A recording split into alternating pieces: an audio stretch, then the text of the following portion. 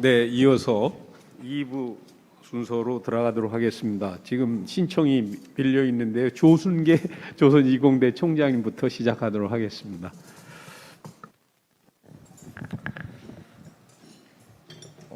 아까 말씀 2005년도 영상을 보니까 저도 격세지감 느끼고 그때 당시 기획장으로서의 띠를 들고 참여한 적이 있습니다. 좀 세월이 많이 지난 것 같습니다. 어떻든 간에 그 과정 속에 보니까 저도 우리 윤여성 총장님 39년 했는데 저는 34년 했습니다.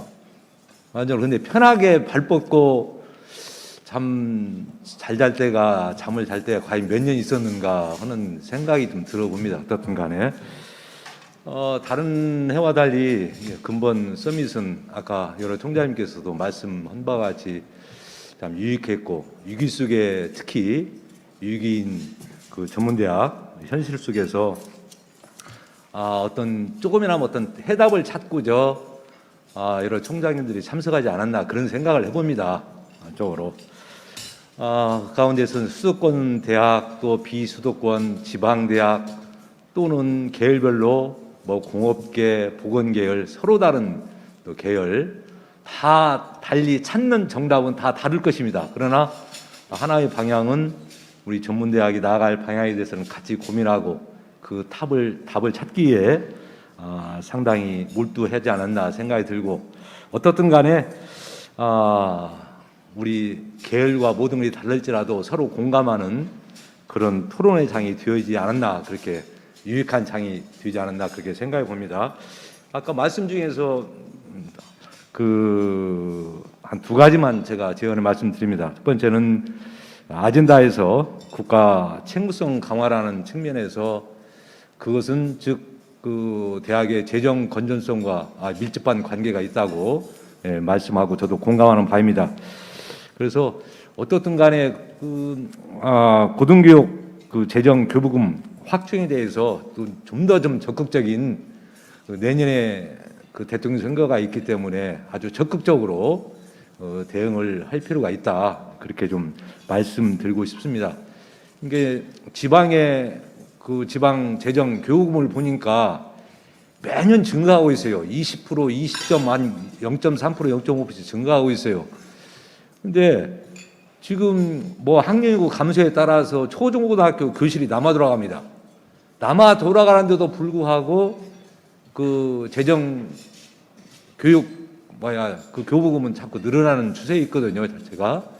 그런데도 불구하고 고등교육 어떤 그런 재정은 자꾸 줄어드는 것 전혀 확정되지 않는 것에 대해서 참 우려가 깊고 내년에 어떻든 것이라도 거기에 대해서 적극적으로 여러 총장님들 또한 아까 우리 전문대학 협의회에서도 적극적으로 나서야 하지 않냐 생각이 듭니다. 그래서 좀 더 이제 곁들인다면은 이런 말씀들 하고 싶어요. 아까 지금 학령인구 감소에 따라서 과연 이 전문대학이 고등학교 3학년 학생들만 바라볼 수 있냐? 그건 아니다 이거 자체가 이제는 그걸 넘어서 만학도랄지 성인학습자에 어떻든 그 입학 자원을 끌어들여야 전문대학이 그래도 신입생 확충 면에서 나아갈 방향 아닌가 저는 이제 그렇게 생각해 봅니다. 그런 차원을 생각한다면은 아까 이제 직업교육 장학금 지원 그 체계 아까 무상교육 그 얘기를 했거든요. 그런다면은 그런 그 무상교육에 물론 아까 유재훈 그 총장님께 말씀한 대로 장학재단에서 어떤 일부분을 지급해도 좋고 또 한편으로는 지방자치단체가 어떤 일부분을 거기에 평생교육 성인학습자가 학교에 다닐 수 있도록 어떤 그 일부분의 장학금을 지원해줘도 되지 않냐. 그것은 물론 지방 조례를 제정해서 할 필요성이 있겠지만은 어떻든 간에 그것을 좀 재정 확충을 위해서 그렇게 할 필요가 있다. 저는 공적으로 그렇게 생각해 봅니다. 거기서 우리가 한번 깊이 생각해 볼 필요가 있다 생각이 듭니다. 또 한 가지는 마지막으로 우리 대학신문회 때 그 건의사항 말씀드리는 하여튼 우리 전문대학 나갈 방향 고등교육 그 정책 방향에 대해서 이렇게 토론장 마련금 준 것에 대해서 항상 감사를 드리지만은 이게 이제 전문대학 전체적으로 서밋보다는 좀 더 이제 이것을 심도 있게 하기 위해서는 계열별로 할 필요가 있지 않냐. 계열별로. 예를 들어서 지난번에도 1차 때인가 그 박명수 총장님이 간호학과에 대해서 문제점을 아주 지적을 많이 했거든요. 어떤 그런 거. 그러면 보건계열이면 보건계열에 할 수 있는 정책 기반들이 많이 있다 이거 자체가. 얘기할 사항들이. 근데 여기서는 전체 모인 자세에서는 공감을 못 한다 이 말이야 자체가. 그 대하고 우리가 다르기 때문에.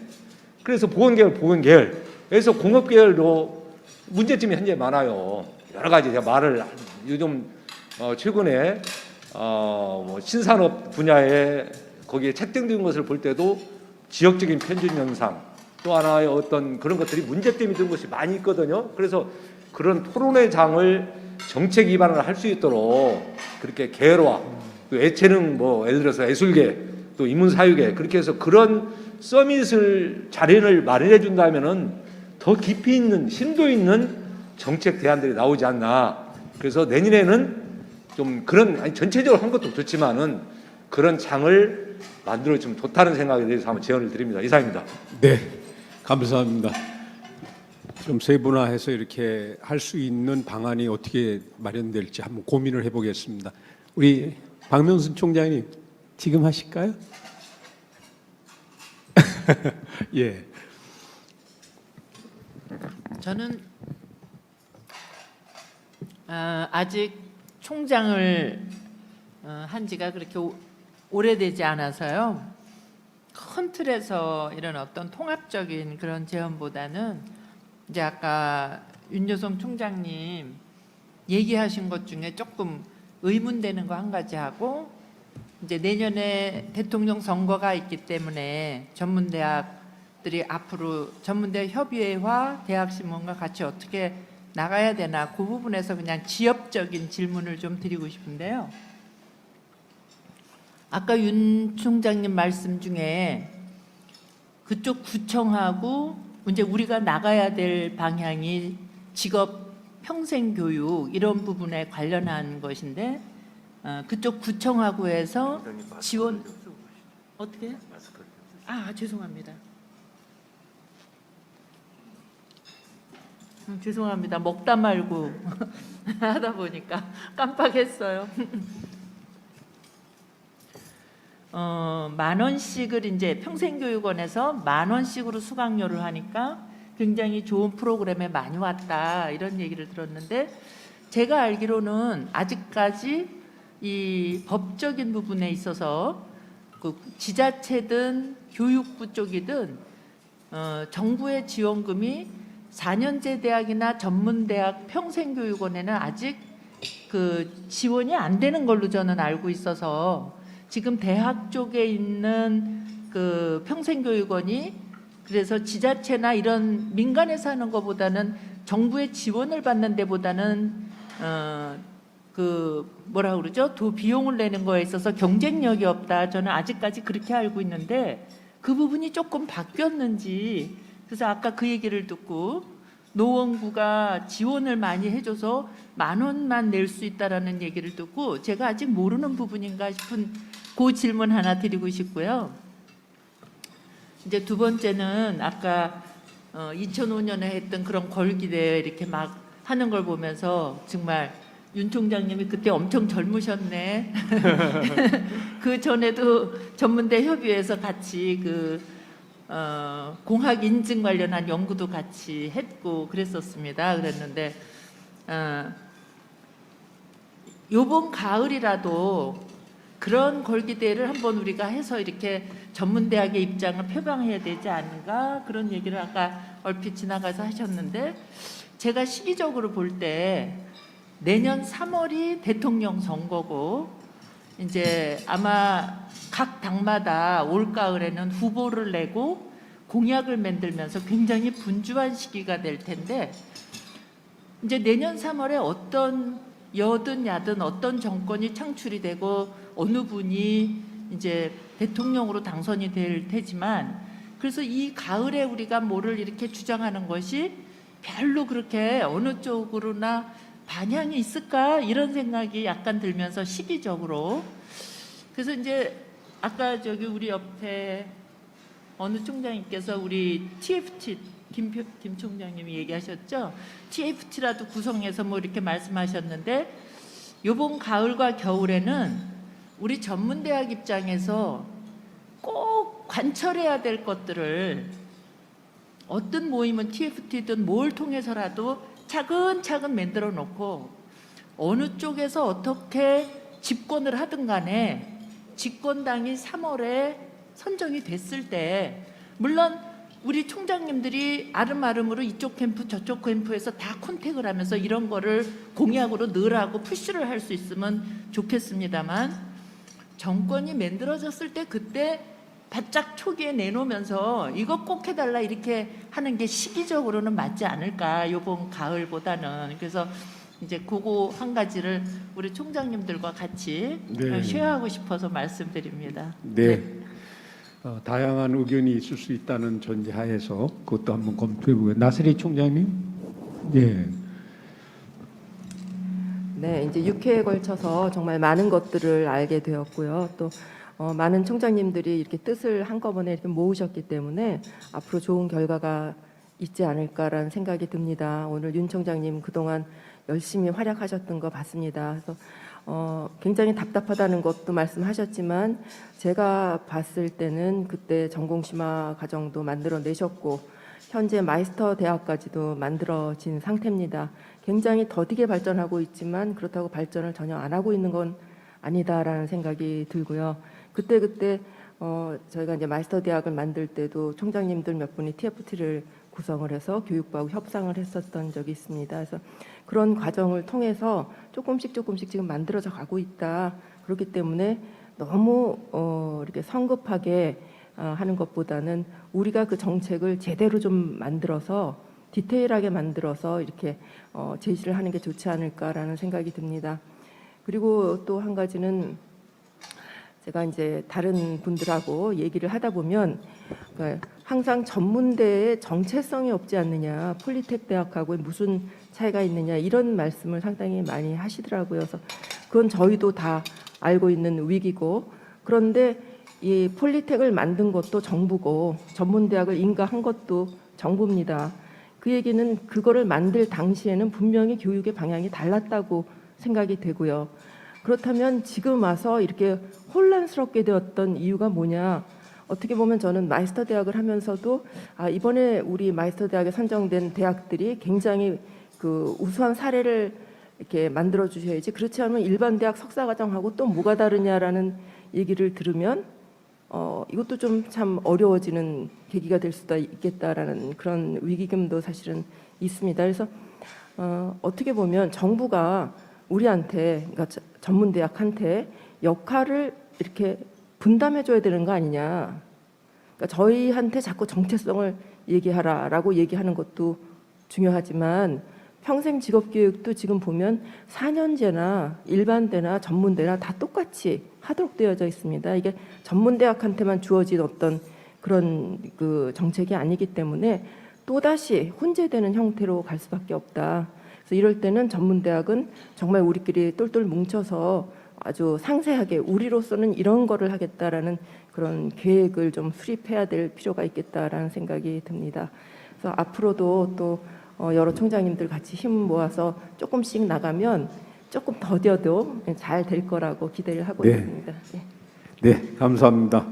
하여튼 뭐 안 되는 것 같지만 또 줄기차게 요구하는 것들이 또 많이 변화가 되는 그런 것도 발견할 수 있고요.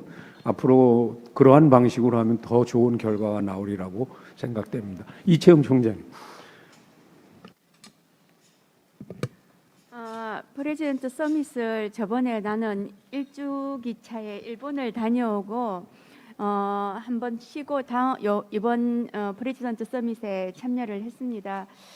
나는 이번 서밋에 굉장히 큰 의미를 두고 있는 게 정말 우리 총장님들이 오롯이 이 정말 우리 전문대학의 미래에 대해서 심각하게 고민하고 심각하게 이야기를 하면서 어떤 발전을 할 수 있을 것인지를 이렇게 입을 모아서 열렬하게 토의하는 이 자체가 굉장히 고무적이라고 나는 생각을 합니다. 앞으로 이런 일이 자꾸 생긴다면 나는 사실은 우리 교육부가 우리 전문대학을 조금 방조하지 않았나, 너무 무관심하지 않았나 이런 생각을 들었었는데 이런 그 서밋을 통해서 우리의 입이 자꾸 모여진다면 정말 뭐 큰 바위도 깰 수 있을 것이다라는 그런 기대를 한번 해봅니다. 이런 자리를 마련해 주신 우리 대학신문 그리고 전문대 교육협의회 그리고 청장님들 너무 감사드리고요. 예전에 이런 말이 있었습니다. 그 왕은 왕다워야 되고 신하는 신하다워야 되고 백성은 백성다워야 된다. 그래야지 나라가 편안하다라는 이야기를 해요. 일반 대학은 일반 대학다워야 되고 전문대학은 전문대학다워야 되는데 사실은 우리 전문대학은 참 전문대학답게 정말 열심히 뛰어왔습니다. 그런데 일반 대학이 자기의 정체성을 자꾸 흔들어 가지고 연구 중심이 아니라 우리 전문대학이 할 수 있는 것들을 자꾸 엿보다 보니까 굉장히 지금 혼란스럽고 혼돈에 쌓여 있지 않나 이런 생각이 들어요. 그래서 이번에 아젠다 중에서 평생 직업 교육에 관련된 것을 법령으로 올리겠다라고 하는 우리 윤 총장님의 오랜 그 연구를 이렇게 보고 너무 감사드리고 이것이 꼭 관철이 되었으면 하는 그런 어떤 기대감도 해봅니다. 사실은 우리가 이 평생 직업 교육을 하게 되면은 분명하게 일반 대학에서 하고 있는 평생교육원하고 부딪힙니다. 평생교육원이 하고 있는 그런 여러 가지 이제 컨텐츠하고 우리하고 또 부딪히게 되는데 그렇게 되면은 전문대학이 하고 있는 여러 가지 평생 직업교육에 관련된 것이 자연스럽게 또 일반 대학하고의 어떤 문제점이 나올 것이고 이것을 우리는 우리 스스로 지키기 위해서는 법령으로도 좀 만들어 놔야 되고 상위법을 우리가 만들어 놔야 되지 않겠나 이런 생각이 들고요. 앞으로 이런 자리를 자주 만들고 또 이렇게 파트별로 만들고 아니면 우리의 의견을 다시 수렴할 수 있는 이런 자리가 자주 있어서 전문대학도 큰 목소리를 내면서 우리가 발전할 수 있는 모습을 더 보여줘야 되겠다는 생각이 들고요. 항상 생각이 위기가 바로 기회라고 생각을 합니다. 항상 위기라고 생각하지만 이 기회를 통해서 더 발전하는 전문대학이 되어 왔으면 좋겠고 지난 수십 년간 전문대학은 위기라고 하지만 정말 많은 발전을 해왔습니다. 앞으로도 더 미래가 우리나라의 전문대학이 세계적인 전문대학이 될 수 있도록 우리 스스로 만들어 나갈 수 있는 그런 튼튼한 전문대학이 될 수 있도록 우리 모든 총장님들, 모든 관계자들이 좀 많이 힘을 합했으면 좋겠습니다. 네. 오늘 많이 수고하셨고 정말 대학신문 수고하셨습니다. 감사합니다. 네, 이민숙 총장. 오늘 6차까지 유시연 프레젠트 서밋을 이렇게 주관해 주신 이인원 이사장님을 비롯해서 홍남석 회장님, 최영석 발행인님, 그리고 총준 대표님 여러분들께 감사를 드립니다. 저희가 이런 모임을 함으로써 정말 전문대학이 어떤 우리가 필요한 것이 있다. 그다음에 전문대학이 우리가 지금까지 항상 그 일반 대학에 밀려서 항상 2차적인 대학이 되어 왔다는 것에 대해서 저희가 그러지 않는다는 것을 보여주는 굉장히 좋은 자리라고 저는 생각을 합니다. 그래서 이제 아까 처음으로 제가 봤는데요. 저기 윤여송 총장님께서 젊으셨을 때 그렇게 특별한 혁신 운동 본부장님으로서 열심히 그렇게 해주셔서 또 거기에서부터 또 물꼬가 트여서 아주 달팽이 걸음보다도 더 우리가 지금 늦게 이렇게 개혁이 되어 왔지만 그래도 앞으로 전문대학이 살아야 우리나라가 경제가 살고 우리 지역이 산다. 저는 그거에 대해서 정부에서 확실히 알아줬으면 좋겠습니다. 그래서 저희들이 이렇게 어려운 때는 재정과 그다음에 교육부나 그 정부에서의 정책과 그다음에 어떤 법규 규제 등을 확실하게 풀어주고 또 지원을 해줘야 된다고 생각을 합니다. 제가 지난번에 이제 교육부의 위원님을 한번 뵀습니다. 그래서 여러 가지 이제 지역의 문제, 그 다음에 저희 전문대의 이렇게 어려운 상황들, 등록금도 올리지 못하고 이런 상황들이 너무 계속되는 거를 알고 계시더라고요. 그렇지만은 그 등록금 올리는 자체도 조금 쉽지가 않은 문제라고 말씀은 하시대요. 그러고 그래서 제가 그런 얘기를 했어요. 왜 우리가 이 어떤 전문대의 어려운 점이라든가 이 대학의 어려움을 우리 대통령님의 어떤 공약사항에가 전혀 들어가지가 않느냐. 앞으로 내년에 이렇게 선거가 있을 때 꼭 공약사항에 전문대학이 지방에서 지역에서 공헌할 수 있는 이런 어떤 그 법제라든가 어떤 그 지원이라든가를 조금이라도 공약에 넣어 주신다면 확실하게 저희가 더 열심히 할 수 있는 기회가 되지 않겠느냐. 그거를 한번 꼭 좀 해주셨으면 좋겠다 하고 저는 한번 제안을 한번 드렸습니다. 했지만 하여튼 저희가 이렇게 열심히 또 함께 힘을 합해서 그 어떤 그 같이 해 나간다면 저희가 전문대가 오히려 어떤 그 정말 위기를 기회로 할 수 있는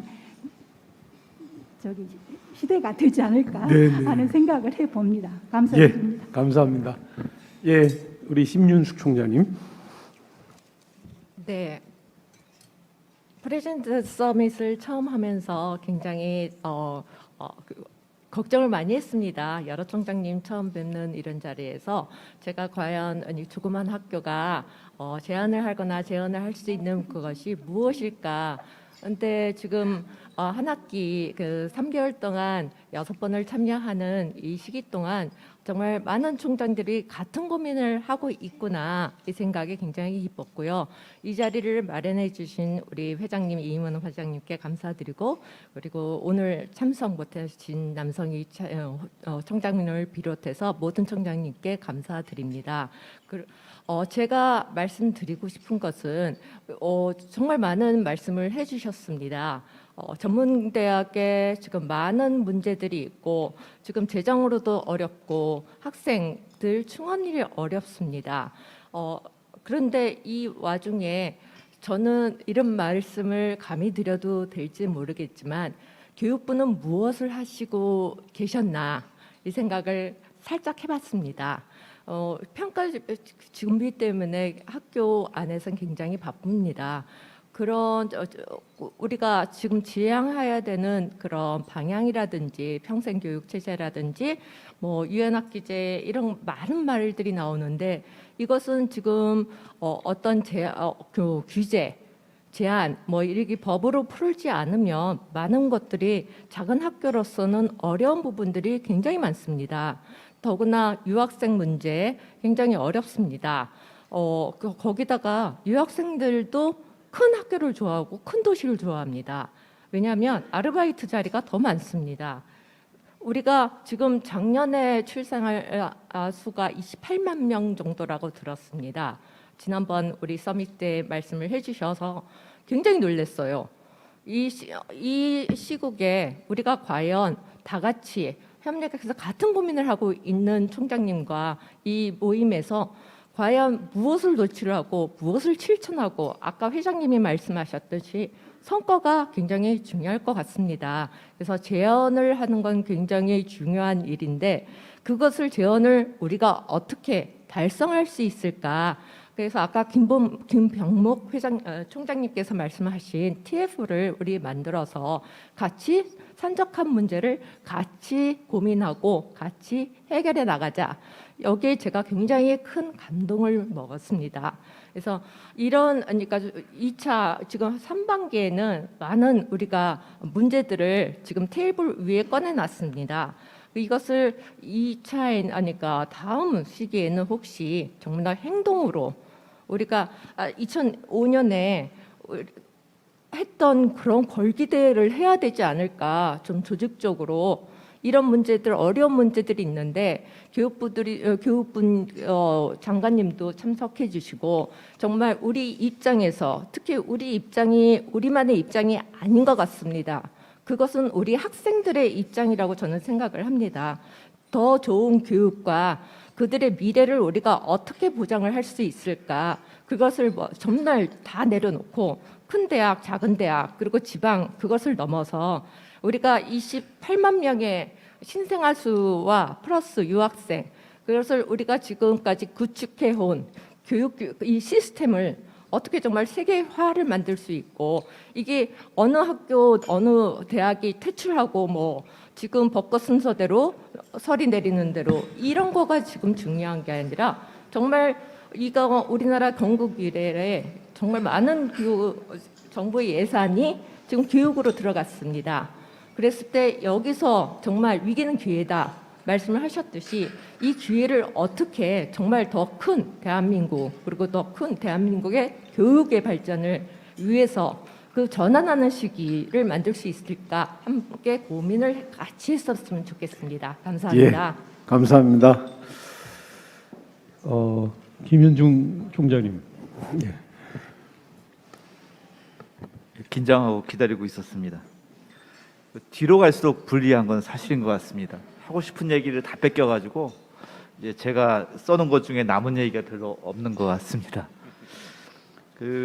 제가 전문대학 업계라고 표현하기는 그렇습니다만은 박사를 막 받고 95년도에 제가 있는 유한대학교에 이제 초임 교수로 임용돼서 그때부터 제가 시작을 한 것 같습니다. 그래서 전문대학에서 한 26년째 제가 근무를 하고 있는 것 같고요. 지금 제가 몸담고 있는 대학에서 이제 총장직을 수행하고 있습니다. 그러면서 이번 프렌트 서밋을 통해 가지고 정말 많은 것을 깨우치고 배우는 과정이었던 것 같습니다.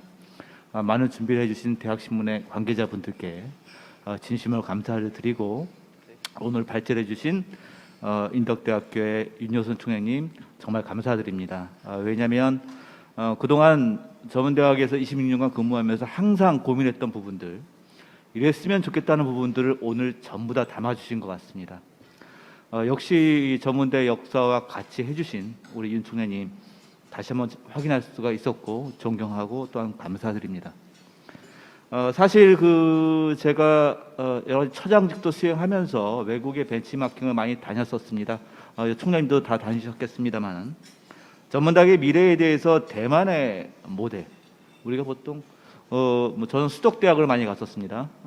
그래서 보통 전문대가 이제 산업대학화 시키는 역사의 경로를 보면서 검토도 해왔고, 일본 대학 같은 경우는 전문직 대학, 그리고 싱가포르 같은 경우는 난양 폴리텍 등등에 있어서 많은 그 전문 대학의 직업 교육의 변화와 대학 시스템 체제의 변화를 많이 확인할 수가 있었고, 그러한 부분들이 앞으로도 계속 지속적으로 반영이 돼야 된다고 생각합니다.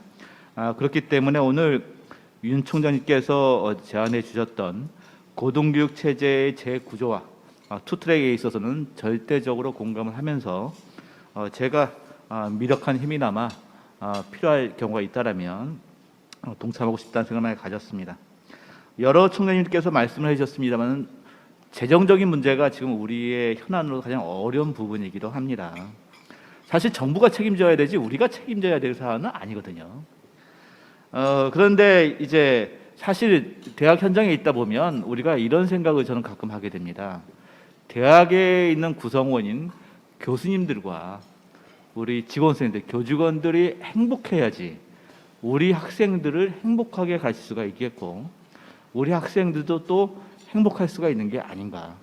그런데 대학에 있는 이 총장님들을 비롯해서 모든 구성원들이 지금 행복할 수 없는 환경이라는 사실이 듭니다. 그런 부분들이 이제 학생들한테 긍정적인 영향을 미칠 수 있는 거에 대해서 퀘스천 마크가 많이 가지고 있기 때문에 반드시 이 부분은 정부가 나서서 책임져야 된다는 생각을 많이 가지고 있고요. 거기에 따라서 우리가 가진 숙제가 또 하나 있는 것 같습니다. 이번에 그래도 우리 남 회장님을 포함해서 협의회에서 윤리 부분은 강화에 대한 부분들도 고민하시는 것 같은데 우리들도 이 국민들과 언론과 우리 대학 외부에 맞는 그 환경과 이런 부분들로부터 사랑받고 신뢰받을 수 있는 부분이 무엇인가에 대해서도 우리가 보다 행동으로 보여줄 필요성이 있다는 생각이 많이 들었습니다. 제가 한 가지 앞으로 우리가 같이 고민하고 좀 해결했으면 좋겠다는 부분이 뭐가 있냐면 이번에 제가 정부에서 관여하는 모든 재정 지원 사업들을 쭉 훑어봤어요. 각 부처에서 또는 지자체에서 비슷비슷한 것들을 무지하게 많이 하고 있습니다. 링크, 유니텍, 피텍, IPP 뭔가 비슷비슷해요. 재정 지원 사업들이. 이런 부분들이 좀 뭔가 일체화되고 그 다음에 전국에 있는 모든 전문대학들이 고루 참여할 수 있는 시스템으로 좀 중앙 관리하고 중앙에서 응집돼 가지고 좀 이게 많이 나갔으면 좋겠다는 생각이 듭니다. 교육재단, 키아트, 한국산업진흥재단 주관 기관들이 각각 달리하면서 성격이 대동소이한 사업들이 너무 많이 남발되고 있습니다. 이런 부분들이 중앙관리 차원에서 잘 조절돼서 전문대학 우리들이 직업 교육에 있어서 고루 잘 활용이 되고 공평하게 좀 움직였으면 좋겠다는 생각이 좀 들었습니다. 네. 감사합니다. 네, 감사합니다. 아주 실질적인 제안 말씀을 해주셨습니다. 이제 세 분 총장님 남으셨는데요. 정한섭 총장님. 네.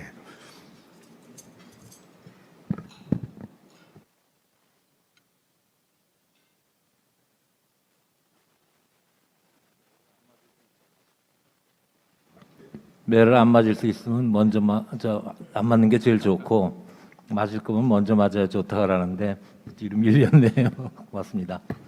우선 이인원 회장님부터 대학신문 관계자분들께 감사드립니다. 이런 좋은 프로그램을 만들어 주셔서 정말로 여러 가지로 많이 도움이 됐다고 생각하고 간단히 인사 말씀만 대신하겠습니다. 그리고 이제 여기서 저는 이제 생각해 보고 싶은 게 여러 가지 좋은 안들이나 생각하시는 것들이 오늘도 많이 나왔는데 그 중에 뭐 제일 우리한테 절실한 거는 당연히 재정 확보겠죠. 이제 그런 것들에 대해서 자꾸 이렇게 거론을 하는데 물론 협의회 차원에서 전체적으로도 그런 걸 계속 추진하고 있습니다만은 어떤 전문 팀을 좀 만들었으면 어떨까 싶습니다.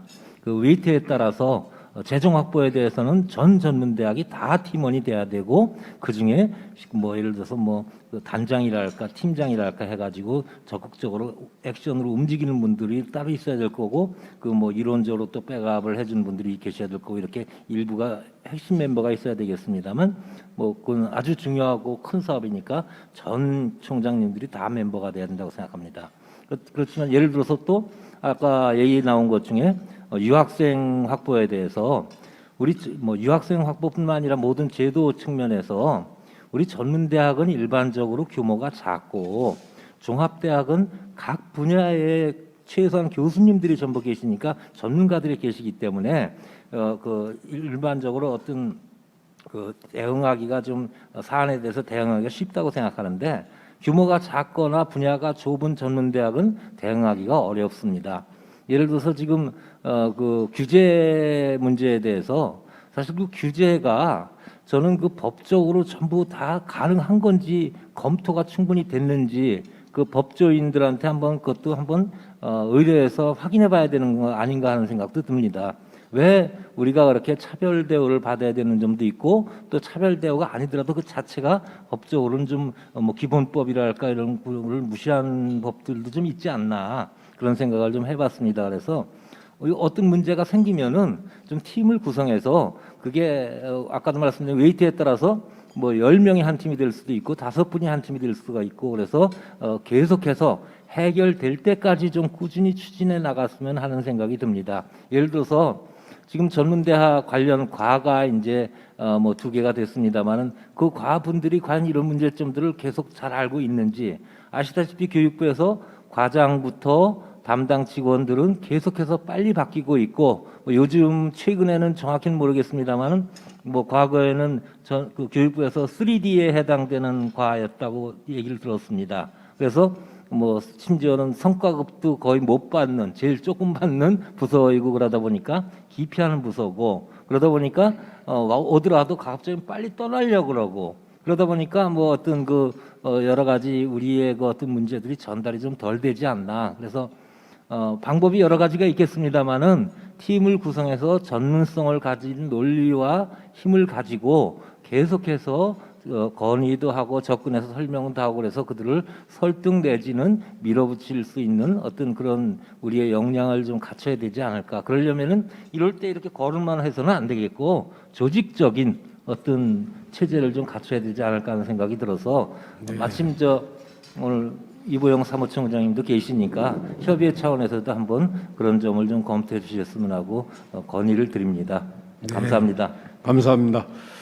다음은 최용혁 총장님.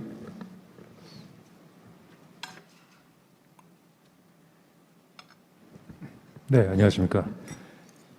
먼저 이렇게 좋은 자리를 항상 마련해 주시는 우리 홍남석 원장님과 이인원 회장님과 홍준 대표님 그리고 최영석 발행위님, 이재규 전무이사님 진심으로 감사의 말씀드리겠습니다. 이렇게 전문 대학을 위해서 열심히 뛰어주시는 우리 선배 총장님들께도 감사의 말씀드리겠습니다. 저는 아까 그 박명순 총장님께서 말씀하셨듯이 이번 올해 그 겨울이나 가을 정도에 꼭 걸기대를 해야 한다고 생각을 합니다. 그래서 전문대가 더 힘을 합해서 전문대의 어떤 그 입지를 좀 확고히 해야 된다 이렇게 생각을 합니다. 그리고 그 제가 생각하는 이제 전문대라는 것은 이 연구 중심이 아니라 현장 교육 또 실무 교육을 이제 시키는 곳입니다. 그렇기 때문에 학교에서 배우고 연습한 것을 시장에 내놓고 이것을 매출로 연결시키는 것이 가장 좋은 어떤 그런 선순환 구조라고 생각을 합니다. 그런데 이런 사업을 진행을 하려고 하면 너무나 많은 이제 규제가 따라오게 되었습니다. 이제 이런 사업을 하기 위해서는 제가 이제 국고를 받은 것으로 이제 사업을 진행을 하고 또 교육과 연결을 시켜서 사업을 해야 되는데 너무나 많은 이제 규제 사안이 있기 때문에 그것을 좀 완화를 시켜야 되는 게 아닌가라는 생각을 합니다. 그래서 그런 것을 좀 교육부에 좀 제한을 좀 해야 된다라는 말씀을 좀 드리고 또 우리가 학력 인구가 줄어들고 어쨌든 이 모든 것들이 다 재정에 관련된 문제 아니겠습니까? 그래서 이것을 이겨내기 위해서는 이제 지자체와의 협력이 굉장히 중요하다고 생각을 합니다. 근데 지자체와의 어떤 사업이나 일을 진행할 때 아직까지도 물론 이제 케이스마다 틀리겠지만 지자체와 사업을 진행을 할 때 이제 정부에서 지원을 받아서 이제 학교에는 그냥 아웃소싱하는 개념으로 이렇게 지자체에서 사업을 진행하는 경우가 아주 많이 있습니다. 이 모든 것들이 학교와 지자체가 동등한 입장에서 어떤 파트너십을 갖고 이런 사업을 진행할 수 있는 그런 분위기가 조성이 돼야 된다고 생각을 합니다. 그래서 그거를 혹시 우리 전문대 교육 협의회에서 어떤 그런 입장들을 우리 대학들이 소속되어 있는 그런 지자체에 어떻게 한번 어필을 해보는 것도 방법이 되지 않을까. 그래서 지자체와 대학들이 같이 살아남을 수 있는 어떤 그런 길을 한번 모색해 보는 것도 괜찮은 방법이라고 생각이 됩니다. 네, 짧게 여기까지 마치겠습니다. 감사합니다. 네, 감사합니다. 이제 딱 두 분 남으셨습니다. 먼저 김재현 총장님. 예, 안녕하십니까. 호산대학교의 김재현입니다. 어떻게 앉다 보니까 거의 끄트머리 앉아가지고 좀 드릴 말씀이 없을 것 같습니다. 먼저 6번 서밋을 하면서 많이 배울 수 있게 되어서 진심으로 감사드립니다. 그리고 여러 총장님들 뵈면서 지혜와 해안을 또 얻을 수 있어서 좋은 기회였던 것 같습니다. 제가 이번에 저희 대학 그 기본 역량 진단 보고서를 준비하는 저희 TF팀 교수님들을 뵈면서 몰랐던 사실을 제가 좀 알게 되어서 놀라운 사실 하나만 좀 말씀 올리고 제안하고 마치려고 합니다. 저희 대학만의 문제일 수도 있겠는데 저희 대학에 오는 일부 학생들이 2분의 1 더하기 3분의 1 이 계산을 못하는 학생들이 있다라는 얘기를 저희 CTL 장한테 제가 듣고 며칠 굉장한 충격을 받았습니다. 그 말은 기초 학습 능력이 되지 않은 채 2분의 1 더하기 3분의 1이 뭔지도 모르는 학생들한테 고등학교 졸업장을 과연 줄 수 있을까라는 제 개인적인 의문과 2분의 1 더하기 3분의 1도 못 푸는 학생들을 가르치는 우리 대학 교수님들이 얼마나 애를 먹고 계실까 하는 걱정이 들었습니다. 물론 뭐 저희 대학의 문제라고 생각을 하면 참 좋겠는데 많은 전문대학 학생들이 이 4년제 대학과의 어떤 위계적 차별화 때문에 이러한 문제를 갖고 있다면 그것은 비단 저희 대학의 문제만이 아니라 우리나라 전문대학 전체가 갖고 있는 문제라고 생각합니다. 그 말은 4년제 대학은 아마 들으셔서 아실 겁니다. 뭐 서포카, 고연, 서성한, 권동홍. 그러니까 이게 뭐냐면 학교들의 서열입니다. 결국은 이 학부모들이 서울대나 포항공대나 이런 데는 이제 서로 등록금을 주고 가려고 하는 입장이고, 사실 전문대학은 그렇지 못한 친구들이 많이 와서 수학을 하는, 다시 말해 이 사회적 약자들이 많지 않나 생각을 합니다. 국가 장학금을 받는 비중만 분석을 하더라도 제가 몇 년 전 자료라서 정확하진 않지만 서울대학교 학생의 10%가 국가 장학금을 받고 전문대학 학생은 90%가 국가 장학금을 받는다라는 데이터를 제가 본 적이 있습니다. 그렇다면 부모의 어떤 사회 경제적 지위부터가 다른 이 어려운 학생들을 가르치는 전문대학에게 규제나 압박을 줄 것이 아니라 4년제 대학보다 훨씬 더 많은 지원을 해주고 재정 지원도 많이 해줘야 되는, 그것이 국가가 해야 될 일이 아닌가, 저는 그렇게 개인적으로 느끼고 있습니다. 또 교수님들의 예를만 봐도 마찬가지입니다.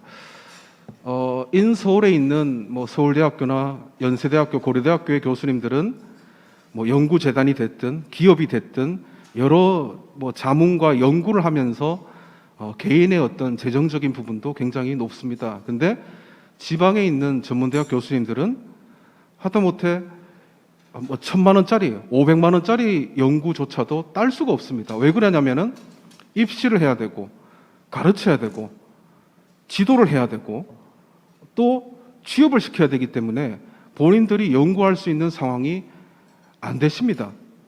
근데 서울대학교나 고려대학교, 연세대학교의 교수님들은 학생들이 지도를 하지 않아도 알아서 본인의 경력 개발을 찾아갈 수 있는 학생들이기 때문에 이런 좀 전문대학 교수님들이 갖고 있는 좀 어려움도 어찌 보면은 등록금을 묶어 놨으니까 국가가 이제는 좀 책임을 져줘야 되지 않을까, 그런 생각을 해봅니다. 아까 유재원 총장님 말씀하신 것 중에 등록금의 현실화, 어찌 보면은 라면 값을 올려도 뭐 라면을 국민들이 훨씬 더 많이 먹을 텐데 등록금을 올리는 거는 사회적 합의가 필요하고 라면 값 올리는 거는 사회적 합의가 필요하지 않는, 이런 거는 저는 좀 제가 갖고 있는 상식으로는 좀 이해가 되지 않습니다. 그래서 부디 뭐 재정 지원을 좀 많이 할 수 없다면 등록금이라도 대학이 좀 알아서 현실화시키고 자율화시킬 수 있도록 정부에서 도와주면 좋겠다는 생각을 말씀 올립니다. 네. 국가 재정 지원의 방향이 완전히 좀 바뀌어야 된다고 하는 그런 말씀입니다. 네, 우리 마지막으로 이계철 총장님 말씀해 주십시오. 예, 잠시나마 행복했습니다. 우리 조승계 총장님하고 서로 사인을 받으면서 행복을 느꼈는데, 예, 감사합니다. 마지막 기회를 저한테 줘서. 어떤 그 짭담 짧고 길담은 긴 그 6회 동안의 그 모임을 통해서 굉장히 많은 것을 제가 보고 느끼고 깨달았던 것 같습니다. 하여튼 이런 자리를 마련해 주신 우리 이인훈 회장님을 비롯한 대학신문 관계자들께 굉장히 감사 말씀드리고요. 제가 오늘 그 마지막 세션을 들으면서 느낀 것은 역시 우리 왜 윤여성 총장님을 전문대학의 산 증인이다 또는 뭐 레전드라고 표현하는지 제가 느꼈습니다. 정말 우리 현실을 너무 잘 알고 계시고 제대로 잘 파악하고 계시고 문제점 제대로 도출을 하셔서 대안까지도 참 잘 만드는 것 같아요. 저도 전체적으로 다 동의하고요. 네, 제가 좀 조금 지엽적인 것만 좀 몇 말씀 좀 드리겠습니다. 일단은 저는 저희 군장대학은 뭐 여러 총장님도 아시다시피 평생직업대학 먼저 출발을 했었고요. 5년 동안 사업 열심히 했고 지금 다시 성인학습자를 위한 평채 사업을 지금 하고 있습니다. 근데 이 그 성인학습자에 대한 이야기가 나오게 되면 평생교육 앞으로 필요하다. 근데 또 그렇게 가야 된다 하면서도 긍정적이보다 부정적인 이야기가 많고 성공 케이스보다는 실패 케이스가 많고, 예. 왜 그럴까? 저도 지금 사업을 하면서 사실은 저도 좀 많은 걸 깨달았는데요. 제가 한 8년을 사업을 하면서 저한테 가장 크게 충격을 줬던 것들이 아마 두 개인 것 같아요. 하나는 성인학습자를 위한 교육기관이 정말 많아요. 지자체부터 시작해서요 동사무소까지 있습니다. 그 다음에 또 하나는 제가 좀 충격인데요. 성인학습자라다 보니까 어쩔 수 없이 어르신네들을 많이 접촉해야 되고 관심을 갖다 보니까 제가 깜짝 놀란 것이 전 세계의 자살률 2위더라고요. 네, 깜짝 놀랐습니다. 1위는 저 조그마한 나라니까 제끼고요. 그것도 1, 2위가 압도적이고요. 3위부터는 툭 떨어졌습니다. 거의 제가 2배 많아요. 2배. 왜 이렇게 자살률이 높을까? 이거에 충격을 먹었는데 저희 지역에서 전북에서 가장 살기 좋은 곳으로 저희가 칭하는 곳이 진안입니다. 진안. 근데 그 군이 자살률이 1위라는 거예요. 너무 충격이었습니다. 그 무렵에 제가 또 깨닫고 있는 건 뭐냐면 왜 우리가 평생 직업 또는 이게 성인학습자가 왜 실패하고 잘 안 되지라고 할 때 그럼 또 우리가 경쟁에서 이기려면 뭘 해야 되지 하면서 제가 고민을 하고 다양한 프로그램들을 운영해 봤지만 여러분 총장님도 아시다시피 경쟁에서 제가 이길 수가 없더라고요.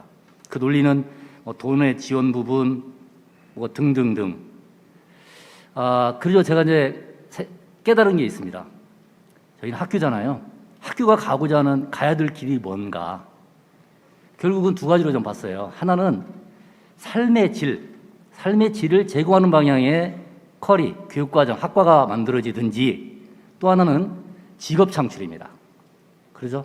여기를 졸업하고 나서 뭔가 직업을 가질 수 있는 우리가 이 두 가지를 성인학습자에 대해서는 무시한 거예요. 삶의 질을 높이기 위해서 조금만 우리가 프로그램을 개발하고 노력했다면 세계 성인학습 제가 노인 그 사망률이 저희가 저희 지역에 가장 살기 좋다는 동네인 진안이 1위입니다. 1위.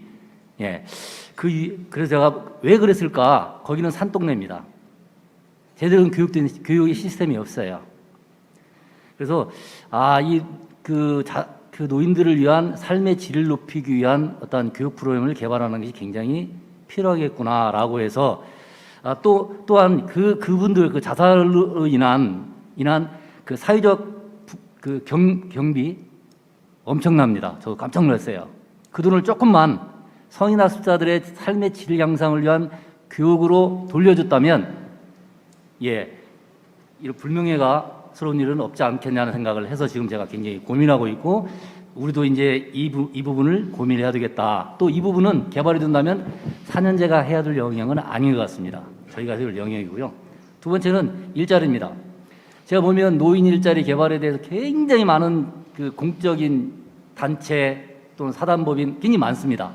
정부 조직도 있고요. 근데 우리나라 특성상 자본주의 특성이 그런 것 같습니다. 이런 어떤 공적인 또는 어떤 이런 데서는 답이 안 나오는 것 같아요. 절실할 때 답이 나오잖아요. 꼭 필요할 때 답이 나오잖아요. 그럼 노인 일자리 누가 창출해내야 되냐?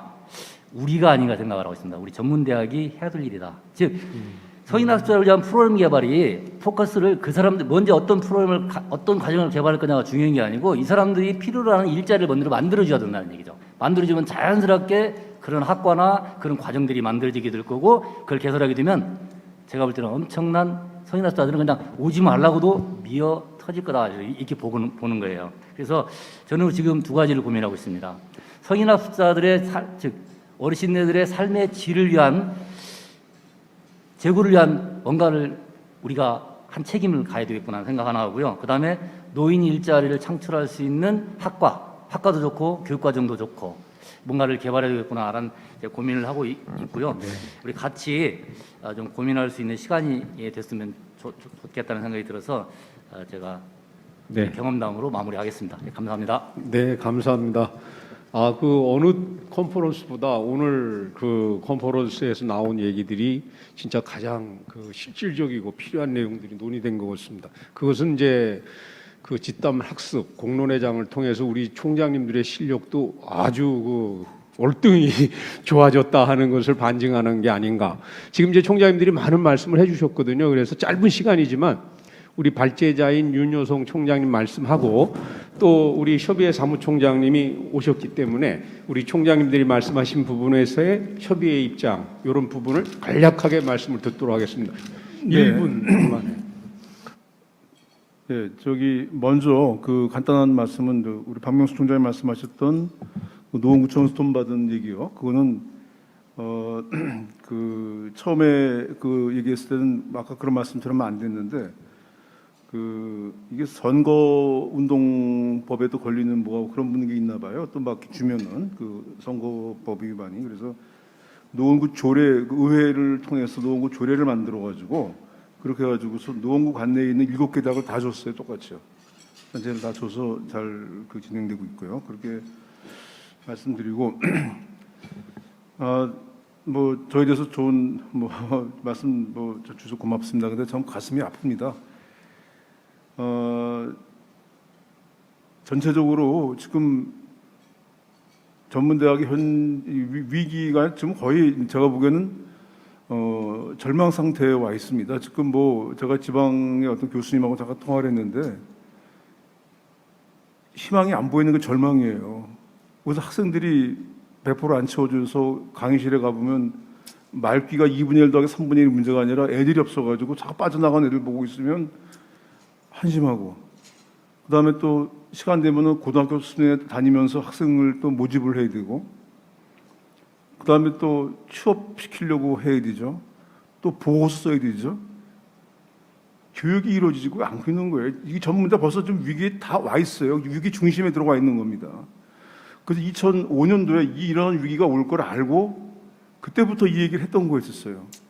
그대로 지금 예상한 대로 이 위기가 그대로 몰려온 겁니다. 그 15년, 16년 전에 이 위기를 예측을 하고 일반 대학, 전문대 합쳐서 무너진 기울어진 논장을 평평하게 해서 똑같이 경쟁하게 해달라고 얘기를 했던 거였었거든요. 근데 그게 잘 안 됐는데 제가 일하면서 보면 두 가지예요. 가장 큰 문제가 하나는 무관심과 또 하나는 무기력입니다. 전문대학 위기의 요인은 제가 두 가지로 단어를 좁을 수가 있어요. 무관심 뭐냐면요. 얼마 전 국회에서 유기용 의원이 위원장으로 해서 국회 교육위원회에서 고등교육에 대해서 어떻게 회의를 해갖고 제가 전문대학 대표로서 발제를 했죠. 다 들어요. 다 듣고 끄떡끄떡 그래요. 근데 그 다음에 국회의원들이 얘기하는 거 보면 다 일반 대학 얘기하는 거예요. 전문대 얘기 딱 한 분만 얘기하셨어요. 나머지 참 묻혀서 전문대학은 관심이 없어요. 우리만 관심 있는 거죠. 다른 사람들은요 관심 전혀 없어요. 전문대학에 대한 관심. 교육부도 그렇고 밖에 나가서 국회의원도 그렇고 전부 다 보면 오죽하면 혁신교류대 하면서 막 그냥 난리를 치니까 그때서 관심을 갖더라고요. 첫째, 밖에 철저한 무관심이에요. 우리만 관심이고 다른 데는 절대 관심이 없다는 거. 두 번째는 뭐냐면 무기력한 거예요.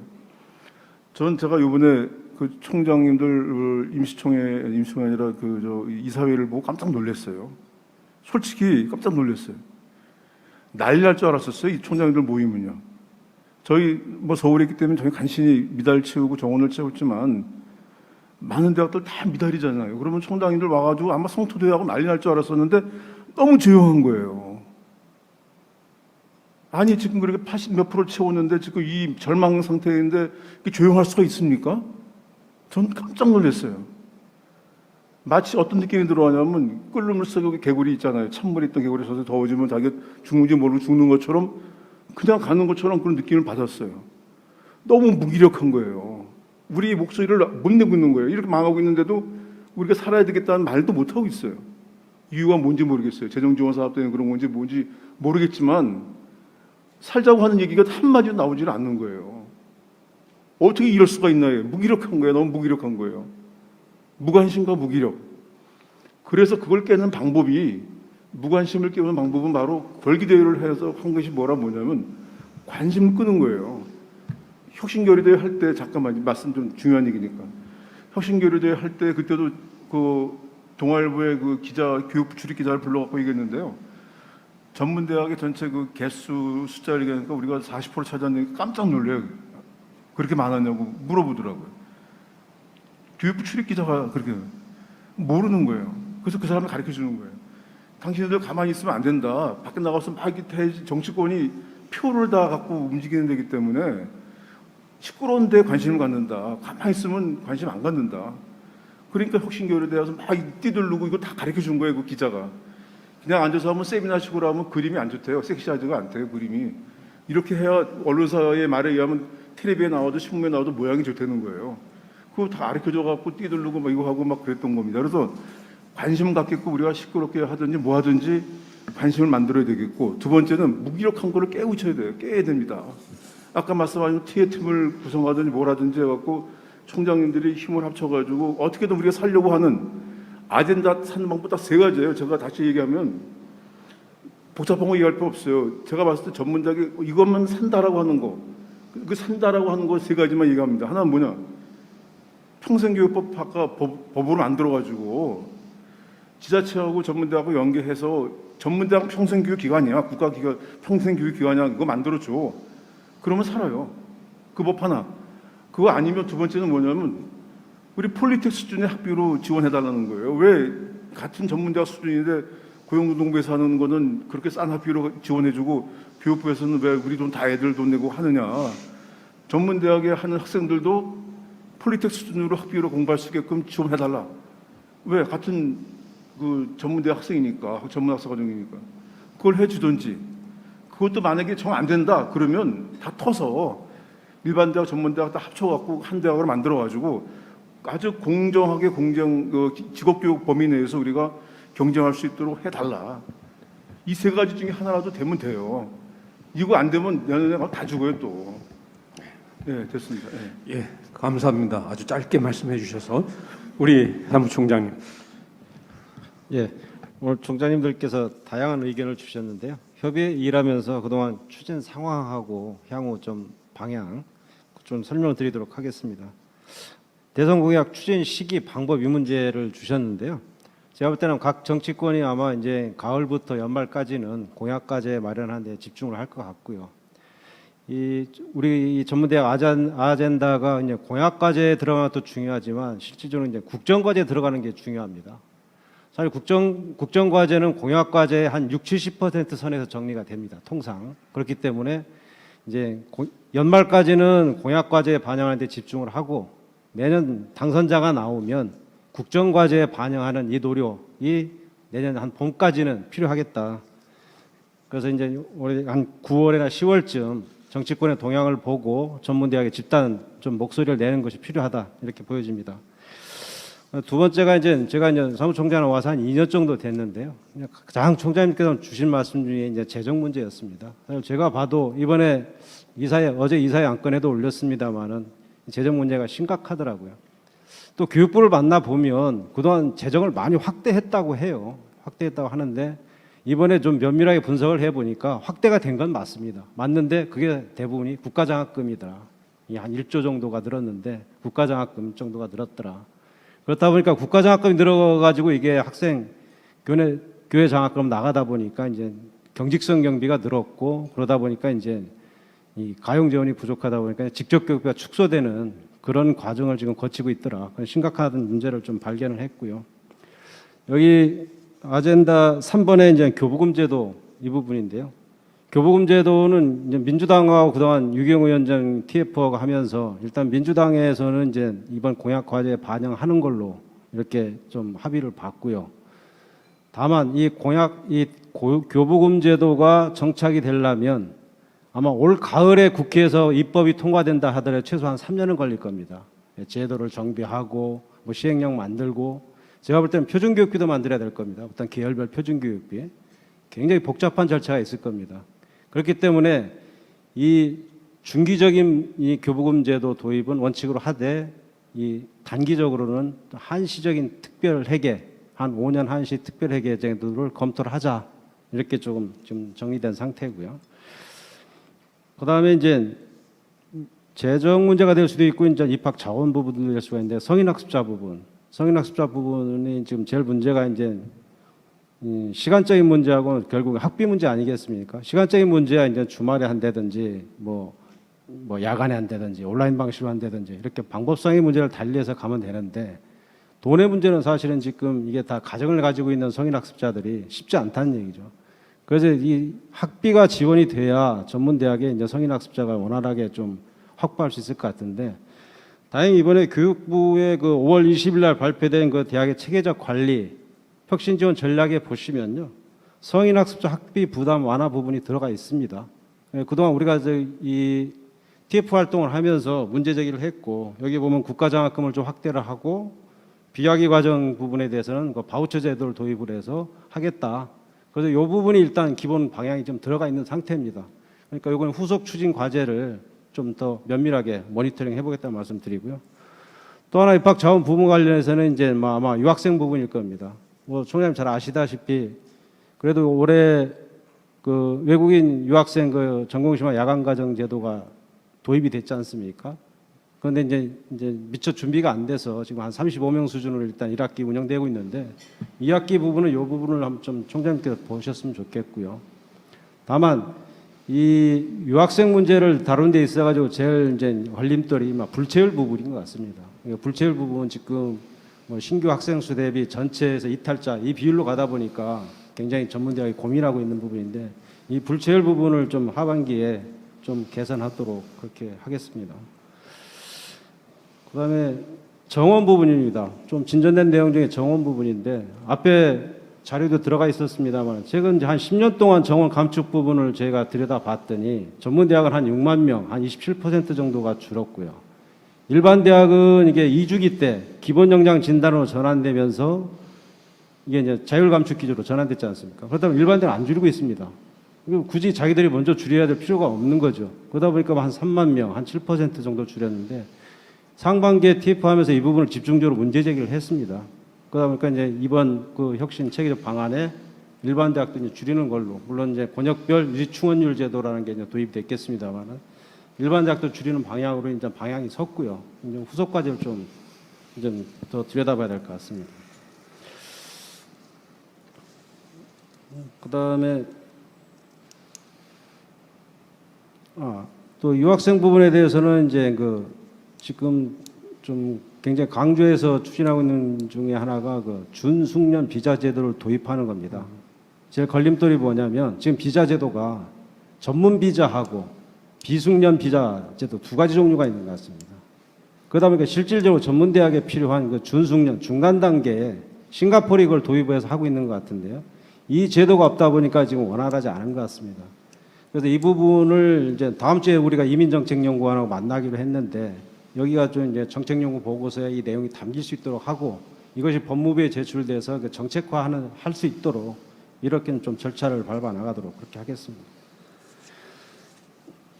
그다음에 지역사회 연계 부분, 그 지자체 단위 협력 부분을 말씀을 주셨는데요. 이 부분도 지금 이번에 교육부가 발표한 부분에 보면은 그동안 우리가 많이 문제 제기를 했는데요. 전문대학을 지역과 연계해서 평생 직업교육을 기능을 강화하겠다. 그렇게 그 꼭지 속에 고등 직업교육 거점 지구를 육성을 하겠다. 이게 들어가 있습니다.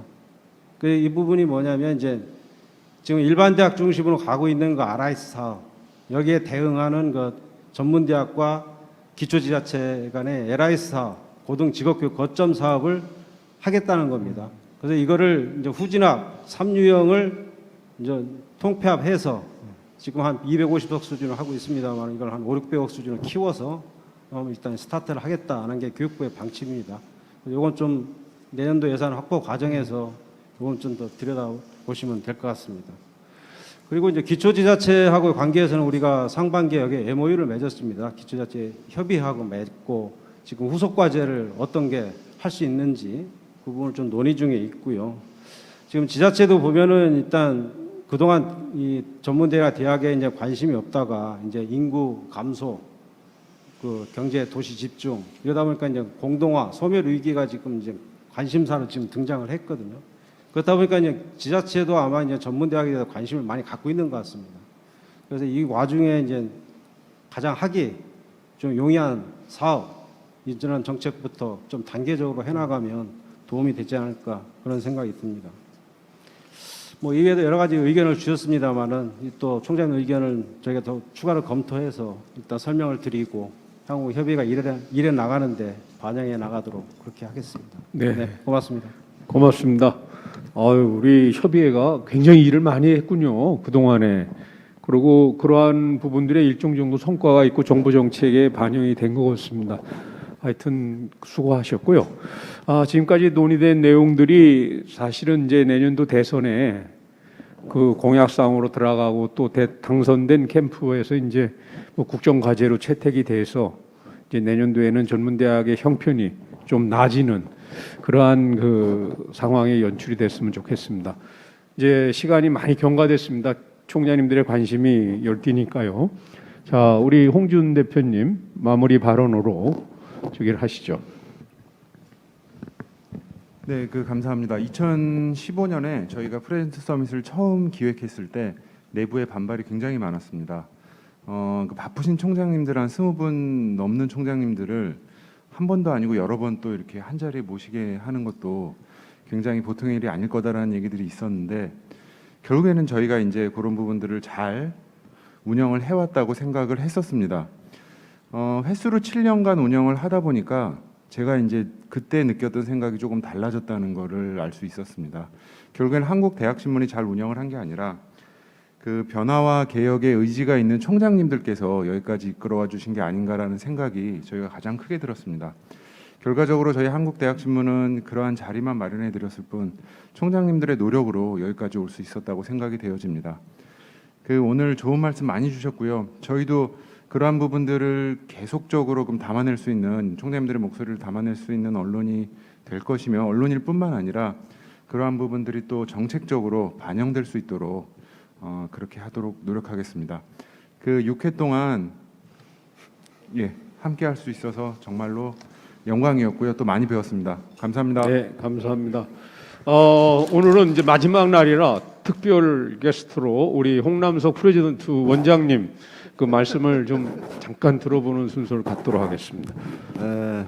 말이 프레지던트 서밋 원장이 그동안 제 역할을 못했습니다. 그러나 우리 회원님들의 어려움과 절박한 심정 절절히 느끼고 있어요. 그래서 저는 언론의 시각으로 이 문제를 풀 수 있는 솔루션이 있을까 하는 것을 내내 고민을 해왔습니다. 마침 이번에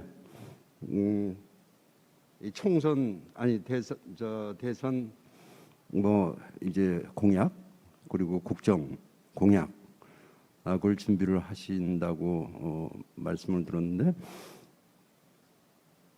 전략적 프레임으로 어젠다를 세팅을 해보면 좋지 않을까 이런 생각을 가지고 있습니다. 뭐냐면 경제적 가치, 전문대학의 경제적 가치 무한, 이 총론의 프레임을 그렇게 바꿔보면 어떨까?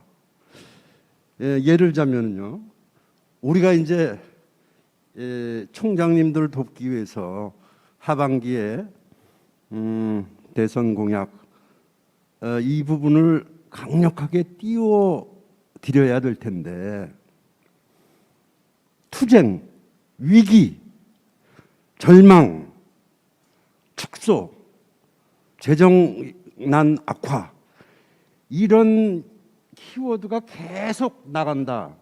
이거는 정치권이나 국민들이 어떻게 이해를 하고 거기에 동의를 할까? 어렵습니다. 어렵지만 이걸 풀 수 있는 방법은 그리 어렵지가 않다고 봐요. 무슨 얘기냐면 저희가 코로나19로 약 한 100조 넘는 돈을 투자를 했어요. 그래도 모자라서 또 다른 한 100조 정도의 국민 지원 자금이 준비를 하고 있답니다. 지금 우리가 전문대학 지원에 예산이 한 1조, 2조 정도 추가된다 하더라도 그건 참으로 어렵지만 청년 일자리를 만들어 가겠다라는 컨셉이라면 요즘 정치권의 행태는요, 전문대학이 청년 일자리를 적극적으로 만들어가고 그게 청년의 그 소위 그 표를 획득할 수 있는 거라면 몇 조 정도의 예산을 편성하는 건 그리 어렵지 않다. 예. 그래서 다시 말씀드리자면 이 시기에 전문대학의 역할이 뭐냐? 사회적 가치뿐만이 아니라 그것을 경제적 가치로 승부를 봐야 된다. 논점을 좀 바꿔보자. 이런 거예요. 어렵다고 아무리 얘기를 해봐야 듣고서는 잊어버립니다. 그런데 나한테 도움이 되는 제안을 가지고 오면 그거는 귀담아 듣게 되죠. 그죠? 그건 국회나 청와대나 소위 이 대통령이 되겠다는 사람은 지금 가장 시급한 게 청년 취업 그리고 양질의 일자리 또 그 청년들의 그 미래의 기대치 꿈을 발현할 수 있는 환경을 조성하는 것 이게 가장 큰 어젠다거든요. 그런데요 어떻습니까? 4년제 대학 총장님들은 대학을 경제적 가치로 보느냐 여기에 반론이 있어요. 공공적 가치로 봐야지, 사회적 가치로 봐야지 이렇게 생각을 하고 있지만 그래서 사실은 미국처럼 고등교육이 각자의 경쟁력을 갖추고 있는 데 비해서 한국이 발목을 잡히고 있는 요인입니다. 그런데요, 전문대야말로 사회적 가치, 공공적 가치를 내세우기 전에 경제적 가치가 가장